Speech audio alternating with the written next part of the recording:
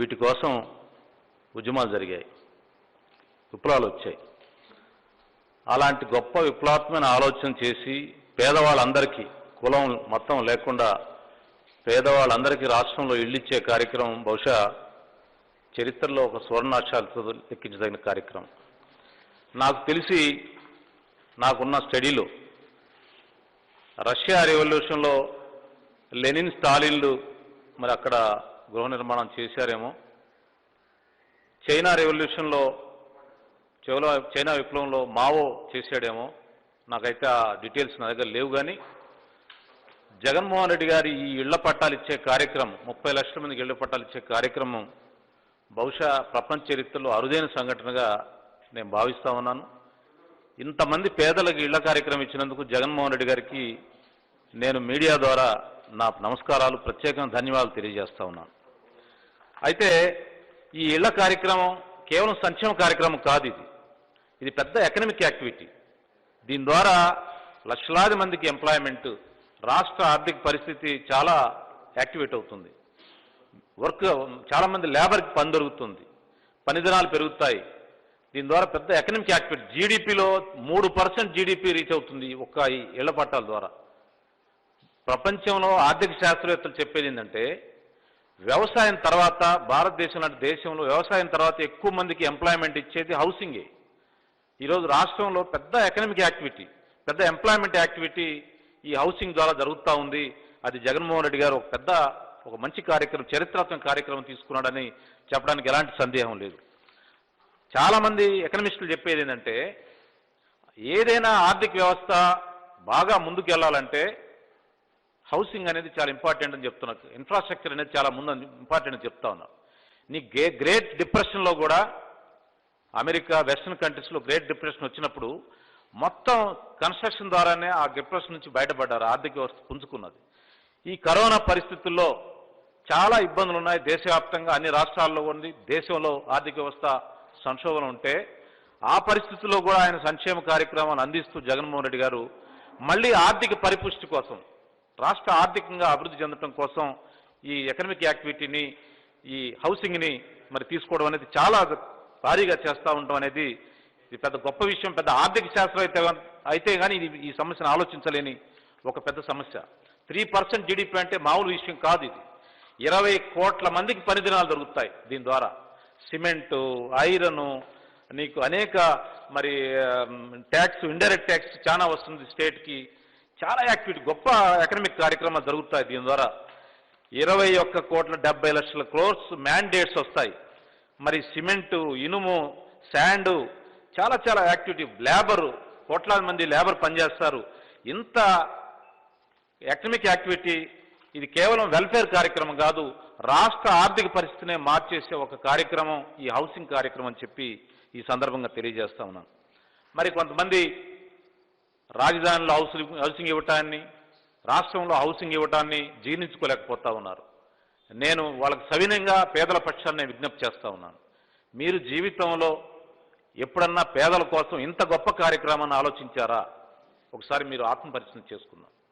బహుశా నేనైతే ఇందాక చెప్పినట్టుగా ఒక రష్యన్ రెవల్యూషన్, ఒక చైనా రెవల్యూషన్, లేకపోతే ఇంకెక్కడైనా జరిగిందేమో నాకైతే సమాచారం లేదు. కానీ జగన్మోహన్ రెడ్డి గారి ఈ హౌసింగ్ కార్యక్రమం గొప్ప విప్లవాత్మక కార్యక్రమం నేను చెప్పడానికి ఎలాంటి సందేహం లేదని నేను ఒక సామాన్య కార్యకర్తగా, పేదవాళ్ళ పక్షాన మాట్లాడే వ్యక్తిగా నేను మాట్లాడుతూ ఉన్నా.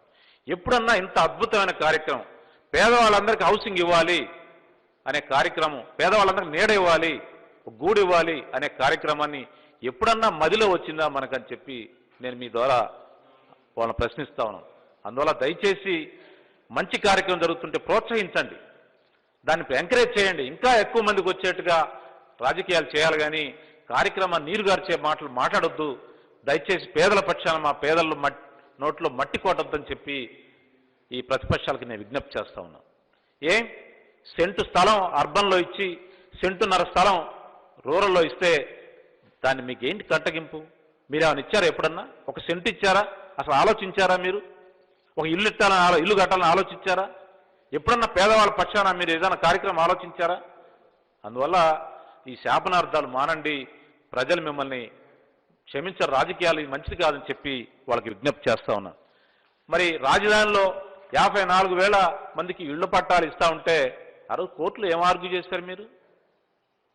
అమరావతిలో 54,000 పేదలకు ఇళ్ళు వస్తే డెమోగ్రాఫిక్ ఇంబ్యాలెన్స్ వస్తుంది, అక్కడ ఈ చిన్న క్యాస్ట్ల వాళ్ళు పేదవాళ్ళతో చేరతారు, మాకు ఎలైట్ సెక్షన్కి దెబ్బతలుతుందని చెప్పి మీ అడ్వకేట్ ఆర్గ్యూ చేయలేదా? కోర్టు రికార్డ్స్ చూడండి మీరు. దాన్ని నమ్మి కోర్టులు దాని మీద స్టే ఇవ్వలేదా? ఒకసారి మీరు చూడండి. అందువల్ల ఇలాంటి ఆర్గ్యుమెంట్ మానుకోండి. ఏం ఎలైట్ ఉన్న ప్రదేశంలో డబ్బులున్న వాళ్ళు ఉన్న ప్రదేశాల్లో పేదవాళ్ళు ఉండకూడదా? ఇది ప్రజాస్వామ్యం కాదా? ఇది ఇది మనం ప్రజాస్వామ్యంలో ఉన్నావా లేకపోతే ఏదన్నా రాచరిక వ్యవస్థలో ఉన్నావా? ఏం రాజధానిలో పేదలకు ఇళ్ళు కట్టడానికి స్వాగతించండి, ఇప్పుడు స్వాగతించండి చూద్దాం. 54,000 ఇళ్ళు ఇవ్వమని ఈరోజు రాండి మీరు. డెమోగ్రాఫిక్ ఇంబ్యాలెన్స్ వస్తుంది, అక్కడ సామాజిక సమతుల్యత దెబ్బతింటుందని కోర్టులు ఆర్గ్యూ చేసి స్టే తెచ్చుకున్నారే. ఇప్పుడు నిజంగా మీకు పేదల పక్షాన మాట్లాడే ఒక చిత్తశుద్ధి ఉంటే, మీకు ఆలోచన ఉంటే ఇప్పుడు రాజధానిలో కేసులు ఉపసంహరించుకోండి, ఆ ఇళ్ల పట్టాలకి ఈదానికి సుగమనం చేయండి, మార్గం సుగమనం చేయండి. మీరు అలాంటి ఆలోచించకుండా పేదవాళ్ళకు వ్యతిరేకంగా మాట్లాడటం చాలా దుర్మార్గం. ఇది క్షమార్హం కాదని చెప్పి నేను అన్ని పక్షాలకు విజ్ఞప్తి చేస్తూ ఉన్నాను. జగన్మోహన్ రెడ్డి గారు బహుశా ఈ స్ఫూర్తిని వాళ్ళ తండ్రి గారి దగ్గర నుంచి తీసుకుని ఉంటాడు. వాళ్ళ తండ్రి గారు ఆ రోజు ఇళ్ల పట్టాలు ఇచ్చాడు, ఆ రోజు ఇళ్ళు కట్టించుకోవడానికి పెద్ద కార్యక్రమం తీశాడు. దానికంటే ఒక అద్భుతంగా ముందుకెళ్ళి ఇంతవరకు బహుశా 30 ఏళ్లలో ఇళ్ల పట్టాలు ఇంత స్థాయిలో ఇచ్చే కార్యక్రమం ఈ భారతదేశం జరగలేదు. ఇది ఆంధ్రప్రదేశ్లో జరుగుతుంది, ముఖ్యమంత్రి జగన్మోహన్ రెడ్డి గారి ఆధ్వర్యంలో జరుగుతూ ఉంది. ఇన్ని ఇళ్ళు, ఇంత ఎకనమిక్ యాక్టివిటీ, ఇది నాట్ ఓన్లీ వెల్ఫేర్, ఇందాక మీకు చెప్పినట్టుగా సంక్షేమ కార్యక్రమం కాదు, ఇది ఒక కులం కాదు, ఎస్సీ ఎస్టీలు కాదు ఇచ్చేది, ఇది ఓసీలు, బీసీలు, ముస్లిమ్స్ అన్ని కులాల్లో ఉన్న పేదవాళ్ళకు వస్తూ ఉన్న ఇళ్ళు. ఇంకా ఇస్తామంటున్నాడు. ఇంకా ఎవరైనా ఉంటే చెప్పండి, అర్హులు ఉంటే చెప్పండి, నేను ఇస్తానంటున్నాడు. ఈ రాష్ట్రంలో ఒక్క పేదవాడు కూడా నాకు ఇల్లు లేదు అని ఎవరు అనకూడదు, అది నా టార్గెట్ అని చెప్పి జగన్మోహన్ రెడ్డి గారు ధైర్యంగా చెప్తా ఉన్నాడు. ఆ ధైర్యం మనకుందా? అలాంటి మంచి కార్యక్రమం మనం ఆలోచించగలమా? ఒకసారి ఆత్మపరిశీలన చేసుకోమని ప్రతిపక్షాలకు విజ్ఞప్తి చేస్తూ ఉన్నాను. దయచేసి మీకు నిజంగా చిత్తశుద్ధి ఉంటే డెమోగ్రాఫిక్ ఇంబ్యాలెన్స్ అని చెప్పి ఎక్కడైతే మీరు ఆర్గ్యూ చేశారో అక్కడే మీరు పిటిషన్ వేసి రేపు కేసు విత్డ్రా చేసుకొని ఆ 54 మందికి ఇళ్ల పట్టాలు ఇప్పించండి. మీకు నిజంగా అలాంటి దురుద్దేశం లేకపోతే కోర్టులు ఆర్గ్యూ చేసి కోర్టుల్ని తప్పుడు స్టేట్మెంట్స్ ఇచ్చి ఇక్కడ సామాజిక సమతుల్యత దెబ్బతింటుందని చెప్పి స్టేలు తెచ్చుకొని ఇప్పుడు మళ్ళీ ఇళ్ల పట్టాలు ఇస్తుంటే వద్దంటారా? ఇది న్యాయమేనా? మీకు నిజంగా చిత్తశుద్ధి ఉంటే వెంటనే కోర్టులో కేసు ఉపయోగించుకోండి, రేపే పిటిషన్ వేయండి.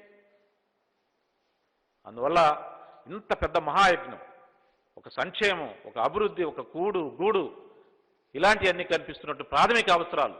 ఇల్లు అనేది ఒక ఆత్మగౌరవం అండి. ఇల్లుంటే ఒక సమాజంలో ఒక గౌరవం, ఒక స్థిరమైన జీవితం, ఒక స్థిరమైన ఆలోచన, ఒక స్థిరమైన పరువు ప్రతిష్టలు ఇవన్నీ పెరుగుతాయి పేదవాడికి. అది పెరగటం మనకి ఇష్టం లేదా? అపోజ్ చేస్తున్నారా మీరు? పేదవాడికి ఇల్లుంటే, నివాసం ఉంటే ఒక గౌరవం వస్తుంది, ఆత్మస్థైర్యం వస్తుంది, జీవితంలో ఒక జీవన విధానంలో ఒక మార్పు వస్తుంది, వాడి స్టేటస్లో మార్పు వస్తుంది అనే ఆలోచన అందరూ చెప్తా ఉన్నారే. దీనికోసమే కదా విప్లవాలు వచ్చింది, దీనికోసమే కదా పేదలు రోడ్డు మీదకి వస్తూ ఉంది. జెండాలు పాతి ఐపాతి ఇళ్ల పట్టాల కోసం కలెక్టరేట్ల చుట్టూ ధర్నాలు చేసే పరిస్థితి నుంచి ఏమి అవసరం లేదు, మీకు ఇల్లు కావాలని నేను ఇస్తానని ఒక ప్రభుత్వం ముందుకు వస్తే, ఒక ముఖ్యమంత్రి గారే ముందుకు వస్తే దాన్ని ఎందుకు మీరు స్వాగతించరు? కనీసం కమ్యూనిస్టులన్నా ధైర్యంగా ముఖ్యమంత్రి గారికి స్వాగతం చెప్పండి. మీ రాజకీయ భేషాలకు పోవద్దు. మీరు పేదల పక్షాన మాట్లాడుతున్నామని చెప్పి జీవితాంతం చెప్పుకుంటున్నారు కదా. మీరు సవినయంగా మీకు విజ్ఞప్తి చేస్తా ఉన్నాం కమ్యూనిస్ట్ పార్టీలకి, ఈ వెల్ఫేర్ పాలిటిక్స్ మాట్లాడే వాళ్ళందరికీ, ఈ కార్యక్రమం ఇంకా ముందుకు తీసుకెళ్ళడానికి ఏం చేయాలో మీరు ఒక ప్రభుత్వం ఉన్న ఒక ఎజెండాతో రండి, ప్రభుత్వాన్ని అప్రిషియేట్ చేయండి, ముఖ్యమంత్రి గారికి ధన్యవాదాలు చెప్పండి. చెప్పకుండా ఇళ్ల పట్టాలు వ్యతిరేకించే వాళ్ళని, పేదలను వ్యతిరేకించే వాళ్ళతో కలిసి మీరు వెళ్తే, వాళ్ళ గురించి వాళ్ళ భాష మీరు మాట్లాడితే చరిత్ర మనం క్షమించదు. దయచేసి కమ్యూనిస్టులకి, పేదల పక్షాన పదే మాట్లాడే సంక్షేమ సంఘాలకి, వీళ్ళందరికీ నేను విజ్ఞప్తి చేస్తాను, రాజకీయాలు మాట్లాడడానికి విజ్ఞప్తి చేస్తా ఉన్నాను. దయచేసి ఇళ్ల పట్టాల కార్యక్రమాన్ని ఓపెన్గా సపోర్ట్ చేయండి. బహిరంగంగా ముఖ్యమంత్రికి ధన్యవాదాలు చెప్పండి. ఇంకా ఈ కార్యక్రమాన్ని ఏ విధంగా ముందుకు తీసుకెళ్లాలో మీరు ప్రభుత్వ అధికారులకి, ప్రభుత్వానికి తెలియజేయండి. మీరు అది చేస్తే చరిత్రలో నిలబడతారు, లేకపోతే చరిత్ర మిమ్మల్ని ఇంకో రకంగా చూస్తని చెప్పి తెలియజేస్తూ, ఇంత మహత్తరమైన కార్యక్రమాన్ని, పేదవాళ్ళకు ఒక స్టేటస్, ఒక గౌరవాన్ని, మేము చిన్నతనంలో అయితే ఇల్లు లేక బాధపడ్డాం, ఆ వర్గాల నుంచి వచ్చిన వాళ్ళు. ఇల్లు ఉంటే గౌరవం అని చెప్పి తప్పించాం. చిన్న గుడిసుంటే, బొంగులుంటే, చిన్న పూరిపాక ఉంటే సంతోషించేవాళ్ళం. చెట్ల కింద, పుట్టల కింద బతికే సమాజాల నుంచి వచ్చిన వాళ్ళం. అలాంటి వర్గాల నుంచి వచ్చి ఈరోజు ఒక స్థిరమైన నివాసం ఉందంటే అంతకంటే మాకంటే సంతోషించే వాళ్ళు ఎవరుంటారు? ఆ కార్యక్రమం చేస్తుంటే ముఖ్యమంత్రి జగన్మోహన్ రెడ్డి గారిని మేము అప్రిషియేట్ చేయకూడదా? మేము దండం పెట్టకూడదా? మేము ధన్యవాదాలు చెప్పకూడదా? మరి మీరు పదే పదే ఒల్లెవేసే ఆ పేదల కార్యక్రమాలు చెప్తుంటే మీరెందుకు ధైర్యంగా సమర్థించరు? దయచేసి ఇంత గొప్ప కార్యక్రమం, బహుశా ఈ హౌసింగ్ కార్యక్రమం ద్వారా నివాసమే కాకుండా, ఆత్మస్థైర్యం కాకుండా, గౌరవమే కాకుండా పేదవాళ్ళకి, రాష్ట్రం మొత్తానికి జీడిపిలో 3% ఆర్థిక వ్యవస్థ ఇంప్రూవ్ అయ్యి రాష్ట్ర ఆర్థిక వ్యవస్థే ఒక పెద్ద ఊపందుకుంటుంది. ఈ కరోనాంతర ఆర్థిక వ్యవస్థని చక్కబెడుతున్నందుకు ముఖ్యమంత్రి గారికి అన్ని పక్షాల తరఫున ధన్యవాదాలు తెలియజేస్తాం.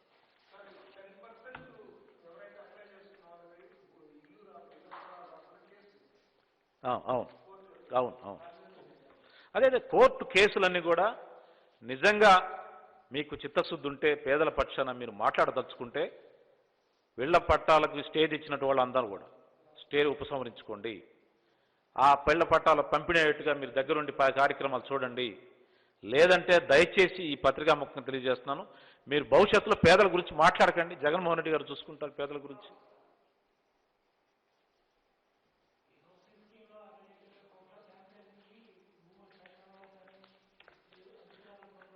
కేవలం ఇంత మాత్రమైన కార్యక్రమం జగన్మోహన్ రెడ్డి గారికి మంచి పేరు వస్తుంది, ఈ ప్రభుత్వానికి మంచి పేరు వస్తుందని మనం నీళ్లు చల్లితే ఆలోచన చేయొద్దు.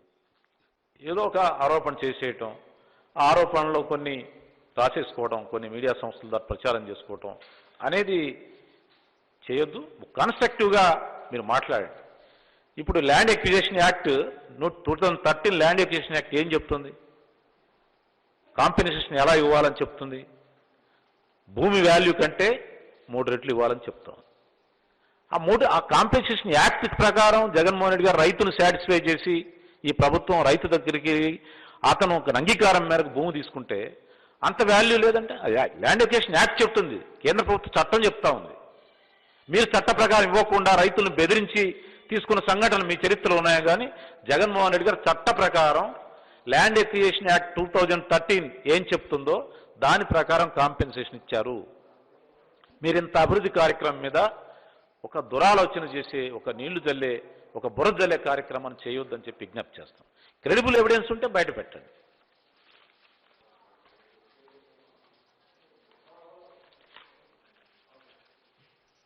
ఓకేనా?